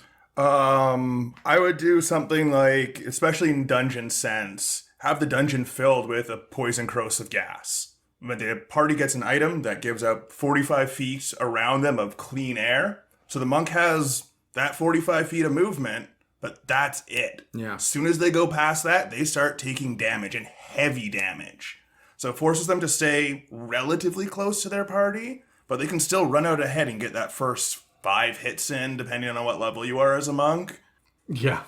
In one round. And then you run on back. Yeah. Honestly, the thing that I would do is I would look at my room size. All you have to do is put a lock on a door, and the monk can't get through that until the rogue catches up. Yeah. Right? Or sure, you can run down that hallway, but the next room is going to be 10 foot by 10 foot. Right? And if you're the first one in, how are you going to get out? Right? Just by having different terrain sizes and dimensions is enough to make the monk think twice. There's a blind corner with someone who's holding an action on a catapult around the corner or a wand of 3rd level magic missile. That monk is going to turn the corner first and then Their dex and evasion, they get away for free, though. From magic missile? No, they don't. No, they don't. No, not magic missile. So the idea here is to look at terrain and manage the overall, whether it's poison gas, maybe the further away you go, the more damage you're taking from whatever that mobile item is. Or maybe you are giving them the odd combat down there by themselves. But that's how you're going to end up with a dead monk on your hand if you're not careful. So Yeah. I'd only do that some of the time. Well, and but variety, I think, is Yes. the key there. Yeah. Right? So, Dan, the wizard keeps dropping darkness on the battlefield, which cripples the rest of the party. Instead of giving them all special goggles to let everyone see in magical darkness, or removing the darkness spell, how do you fix this? make them fight a bunch of Shadow Kai. Like, make them fight a couple things that have shadow base to them and make the wizard realize that throwing darkness at every single combat might not be the path to go, right? This is one of those negative reinforcement moments. Yeah, it's going to be beneficial to kind of block line of sight. Darkness is a great spell, but it can bite your party in the ass in more ways than one. I mean, what is it? There's a... you don't even need Shadow Kai. You need things with blind sense. You need things with blind sense or tremor sense or blind sight or a warlock with the proper invocation. They get Shadow witch sight. Sorcerer. Shadow Sorcerer, They can right? cast their own darkness and see through it. Yeah, so like there are so many ways to get around it, but I've always loved the idea of when you get to spells like darkness, it is not only a hindrance to the enemy, it's also a hindrance to your party, and it can be an advantage to the enemy if it's used improperly. So as a DM, play smarter, take advantage of it. Similar to, I'd use a Shadow Sorcerer that has Hold Person, freeze him in shadow, put up your thing, and just kill him. Kill him in the dark. He can't yell for help. He can't make an action because he's being held. You just end them in the dark, and your party will get them after, and they get back up, and they learn a lesson. I never want to play an evil campaign with you. No, you don't. No, you don't. really don't. No, James, Terry, and I will fucking rock that shit, and the world will be just a desolate landscape of gravestones and tears. Hell yeah. Adam? So, honestly, for me, darkness is concentration. One of these things that you're running into over and over again with these spellcasters that can do silence or fog cloud, or they're doing these battlefield controlled things and they're using the same thing over and over and over again. 9 times out of 10, it's concentration based. Ranged. Sure, it's with disadvantage, but if I've got 7 hobgoblins, one of them will hit. One of them's going to start forcing concentration rolls, right? And that is when we're going to start to see this go away. And suddenly, mage armor is the first thing that gets cast, not darkness. Well, like, you get into things like... There are 2 other small mechanics that really help with the bounded accuracy of the game, and that is the concentration mechanic. Yep. Right? Not being able to cast 4 darknesses on a field really helps rein in the power. And also the attunement slot mechanic. Yes. Right? Like, yeah, your party might have some sick magic items, but they only have 3 of them at a time. Right? Like, there are ways to mitigate it. All right. The Bard and the Paladin have all the charisma in the party and do 100% of the role-playing, leaving the Rogue and the Artificer out of an entire pillar of the game. Without casting silence on the Bard, which we're all tempted to do, or splitting the party, Rude. how do you rebalance the social pillar? Not every single NPC in the game is going to want to talk to the pretty boy knight or the flamboyant dandelion character, right? They're gonna want to talk shop, right? So no rogue's gonna want to talk to a paladin, right? So have NPCs in there designed for interacting with those characters who are not being able to interact with, right? You want a artificer going around? Okay. Your dumb paladin and your moderately okay just because he knows some songs bard aren't going to be the guy who breaks down the delicate schematics and vectors of mechanical phenomena with the gnome. Your artificer is going to be that guy. So you bring in that gnome tinkerer just for your artificer, right? Build NPCs to target those guys, to draw them out of their comfort zone. Similar for the people, but places as well, and also language. So going places where this is the sorcerer's family home, for example. Well, you're not going to send the bard to talk to the sorcerer's dad. He'll go talk to his dad, or she, or whatever the case may be. Or languages as well. They don't know every language between the 2 charisma casters, so make it a unique language to one of your players they don't have. So they have to talk. They have no option to. Yeah, with our Sunday game, there's another player at the table where we have all the exact same languages. Like, both of us, just point for point, have the exact same languages. And I'm just kind of want to switch one out for a different one just so we can have that Variety? variety. Yeah. right? So it was a thing I was going to talk to the DM, Adam, about later. Yeah, I usually make a point of taking some random languages when I have options for more than one. When in doubt, giant. Yeah. Well, I'm a fearbolg. I get it. Yeah, I've used Goblin a few times, and it's come in, like, real handy. Yeah. It's actually ruined several DMs' plans. They're like, the goblins are talking, but you can't understand. I'm like, I actually can. Yeah. They're like, wait, what? Yeah. I'm like, yeah, I took Goblin. And they're like, well, they're doing this. I'm like, okay. Hey, wizard. Fireball? Fireball. Fireball. Okay, so honestly, my answer for this is similar. I'm coming up with a game design answer for a social reason or an environmental reason to combat this idea of the mechanical boon. Just because the bard has got a plus 12 in persuasion doesn't mean that when he pisses off the shopkeeper's going to listen to him again next time they're in town. My suggestion is to have your NPCs have memories. Oh, not only have memories, but have motives. This just hit me. How good does it feel when someone comes to you and asks you a question about something that you're a bit of an expert in, right? As players, we often use those knowledge skills to figure out what our characters know about a thing we discover. Having an NPC come up to us and be like, hey, I know you're the party mage, and I have this question about how this arcane mechanical thing happens. Can you describe it to me? Or draws that attention to them, like, hey, what's this obscure religious thing that I found in this library, right? Bringing those problems to your players will also draw those players out of their comfort zone, right? And gets you to play the expert, which at, by tier 2, even compared to your normal commoner, you're going to be the expert. What is it? It is Arcana, nature, history, and religion. Those are the 4. They used to be knowledges, right?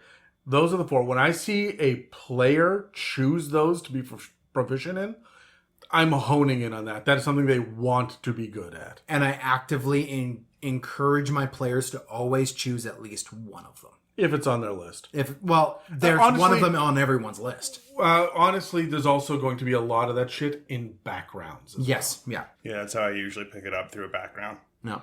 All right, Dan, last question. The party's made up of 1 Hexblade Warlock, multi-classed, with a Battlemaster Fighter variant human, and 3 Purple Dragon Knight kobolds. The Purple Dragon Knights are vastly outclassed in combat by the Hexblade Battlemaster. So how do you handle this as a DM without handing out magic weapons or punishing the Hexblade Battlemaster? Objectives in combat outside of combat. Simply, right? Like, pick up a item and throw this switch or move this orb from this location to another location to have this general okay. effect. You mean non-combat motivations in initiative? Within combat, yeah. Yeah. That Hexblade Battlemaster is going to want to fight things. Encourage him to do so by making him the star of combat, while the 5 more social guys have to go and release the prisoners, open the locked door, activate the stasis crystals, or whatever they need to do, right? Yep. That's how I would do it.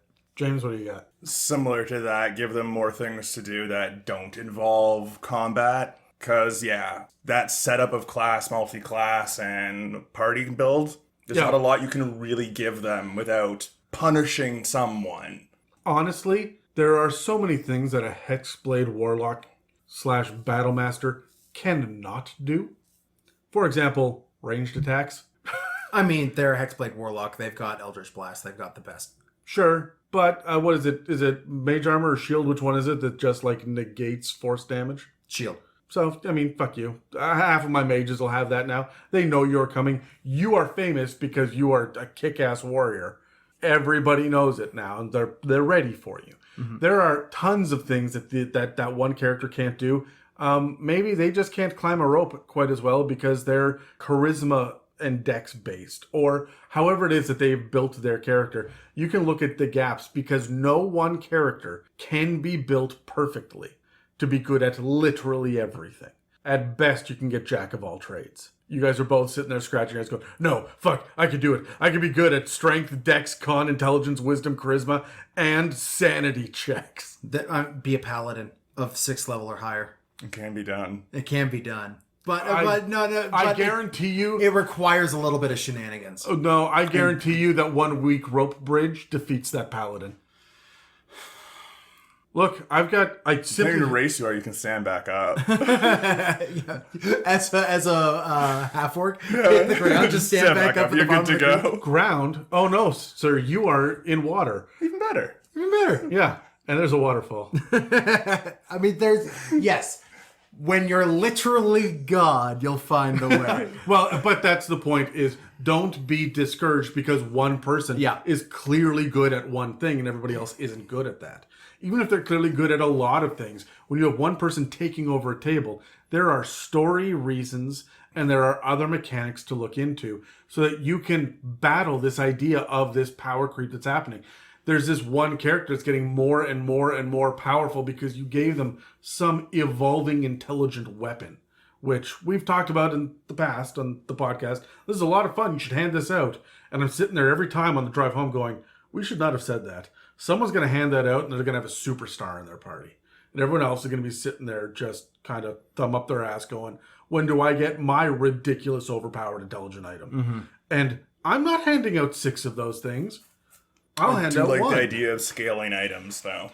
I do like them as well, but that is an idea that I can work into my game design that I know from the beginning is going to not deal with power creep where the baseline is changing and I've got to re-up and figure out and undo in certain ways. Instead, I'm just evolving the characters appropriately until the right level. And I gotta say, a scalable weapon does not necessarily need to be intelligent. No.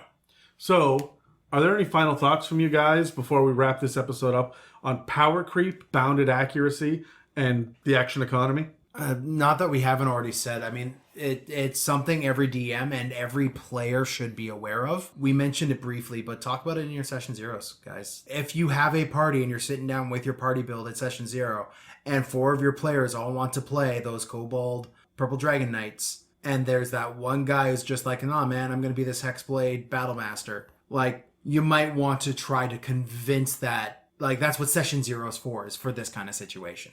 So it starts happening, nip it in the bud. Yeah, similar to talk about it, and you can always have a session 0 V2. That's a big thing to me, where you can, if the game's going sideways, sit everyone down and say, hey, do we still want to go sideways? And if we do, how can we correct it so it's fun for everyone? Mid-game content is not just for role-playing and world building and character development. It's also for finding creative ways to have this discussion at any point in time during a campaign. So, I guess the last thing that I want to bring up, Dan, is how did you resolve that crazy power creep scenario you were talking about earlier? So, when it comes to dark vision and stuff like that, I've made it known that I have an opinion. But the way that you could get around it is, funny enough, just be really aware of lighting still. Dark vision, you don't get color. Torches work different from light, which works different than dancing lights, which works different than everything else, right? And thankfully, in the age of COVID, we have Roll20, which has interesting ways to like display lighting effects. And I've been able to utilize those to even make my characters who aren't playing those optimized races that just for some reason or other get it, make them feel important and useful in this exploration pillar of the game, right? So that's how I got around it. I think we know how you got around your zombie army. Yeah. Dropped them down a pit. Yeah. And this item that showed up for me, this like cure-all, I can get past all of these fucking giants. The giant issue was supposed to be a failure. It was a power imbalance on purpose. The power creep came when they whipped out this magic item. Because I sat there and went, oh shit, now what? And so then for the first time in literally 10 sessions, they looked at their list of items. And that's when this shit came up.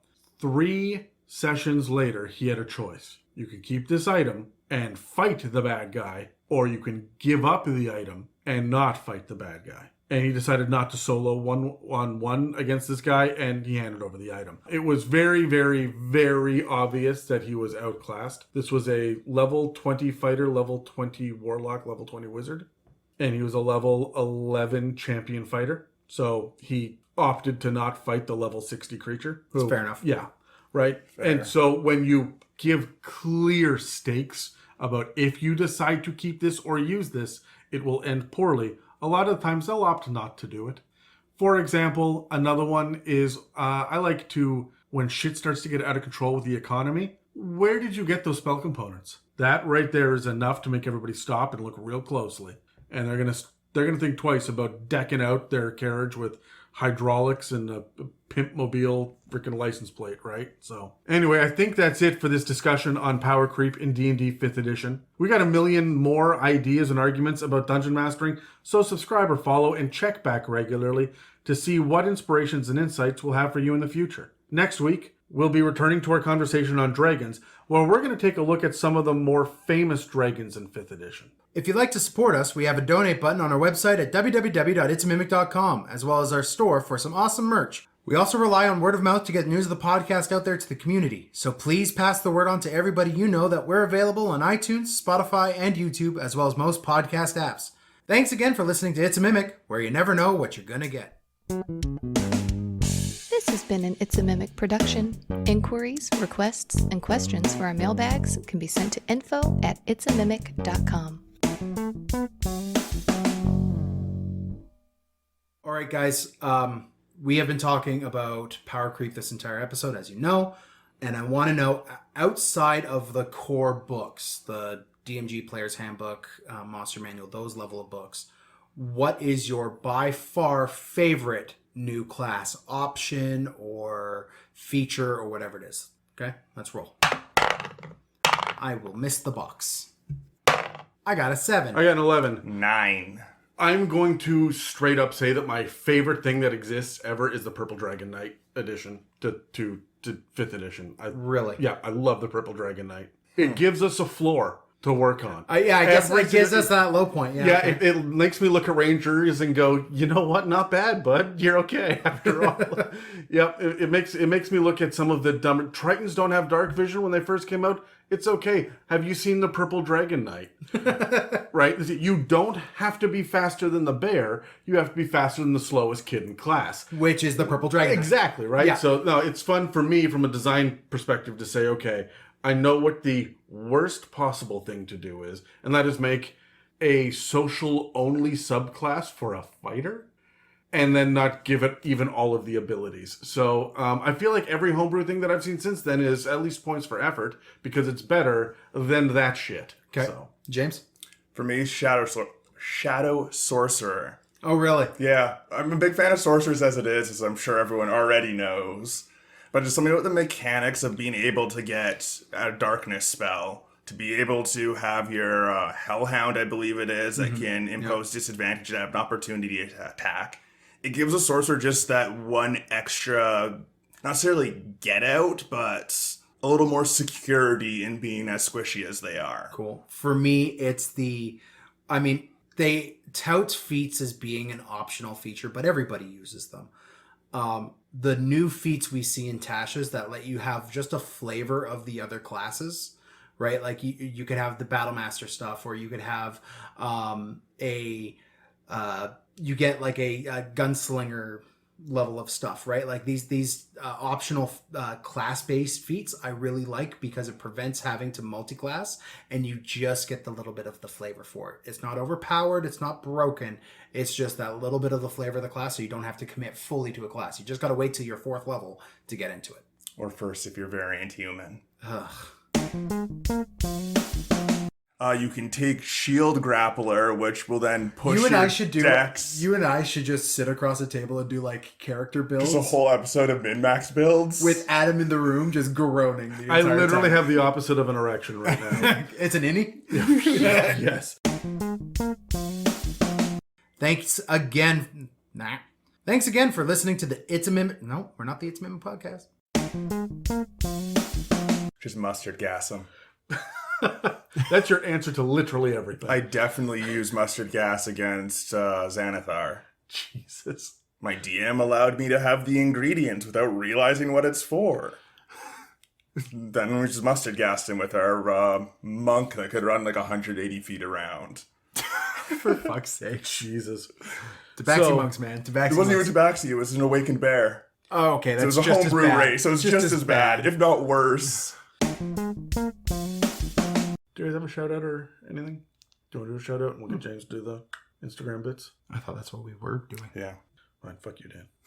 Rude. Dan, fuck you. Thanks for listening. Bye.